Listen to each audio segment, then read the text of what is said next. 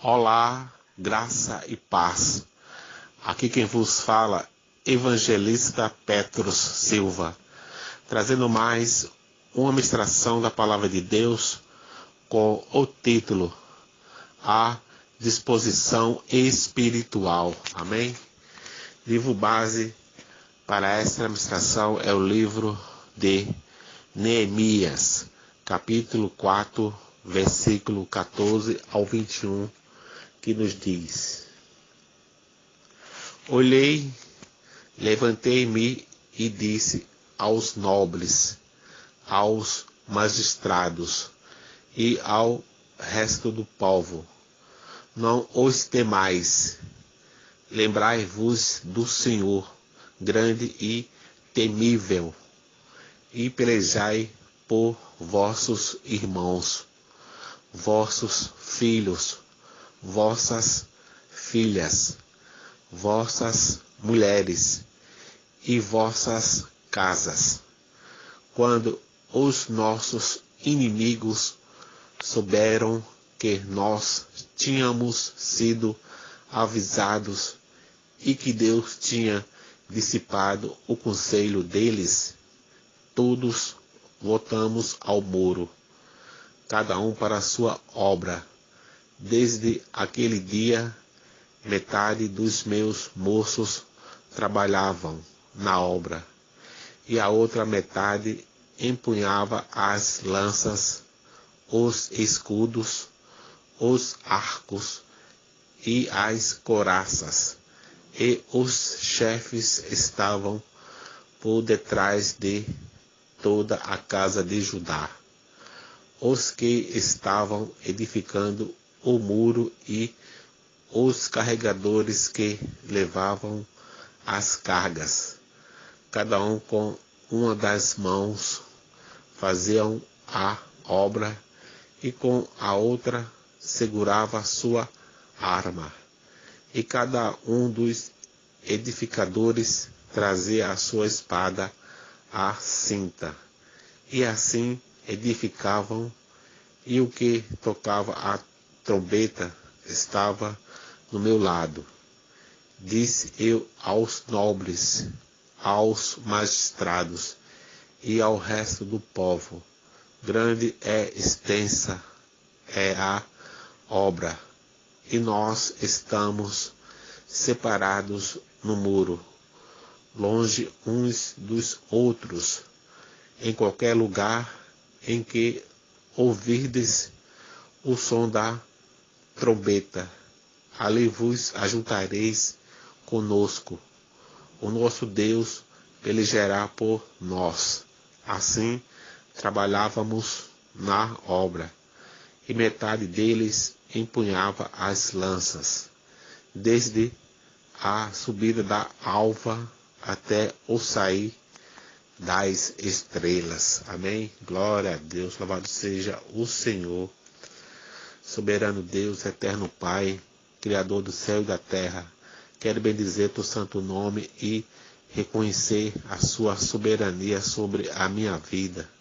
Senhor, eis-me aqui, ensina-me e usa-me, traz a essência espiritual dessa palavra, para que eu possa ministrar a teu povo em nome de Jesus.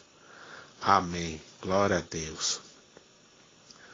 A disposição espiritual que nos leva a fazer a vontade de Deus é algo sobrenatural de Deus, que nos leva a carregar a cruz de Cristo neste mundo e cumprir a sua vontade. Amém? Glória a Deus. Louvado seja o Senhor. Nós temos que carregar a cruz de Cristo na terra. E quando fazemos isso, estamos destruindo todas as fortalezas e sofismas. Amém? Muitas vezes vamos sendo tocados na nossa disposição, porque há um processo de substituição de motivações. A nossa condição de vida determina a nossa disposição. Quem não tinha mais disposição para brigar quando era jovem do que hoje? Você se tornou mais compreensível com o tempo, mas também pode ter se tornado mais passivo. Quem não tem disposição para sofrer por amor a Cristo, não tem condições de receber as bênçãos dele. Amém? Satanás mina a nossa disposição, muitas vezes sem que percebamos. Vamos falar sobre o profeta Jonas. Ele era um homem de Deus, ouviu a voz de Deus. Então, por que fez o que era contrário à vontade do Senhor? O profeta Jonas se dispôs, no entanto, a tomar uma atitude contrária à vontade do Senhor. Amém? Muitas vezes não vemos as coisas acontecerem, porque Deus fala, mas ninguém se dispõe a obedecer. Amém? No caso de Neemias, vemos que ele teve que lutar contra essa malignidade também, como está em Neemias capítulo 4, versículo 14 ao 21. Neemias teve que mover o povo por um sentimento apostólico de a disposição espiritual. O que podemos dizer da disposição? Ele pode nos guiar em diferentes direções. Amém? Em primeiro lugar, podemos nos dispor positivamente quanto ao nosso destino ou não. Livro do profeta Jonas, capítulo 1, versículo 1 ao 3. A disposição carnal do profeta Jonas era fugir do destino que Deus lhe propusera e andou contra a vontade de Deus. Seus julgamentos interiores demonstravam que Deus estava errado.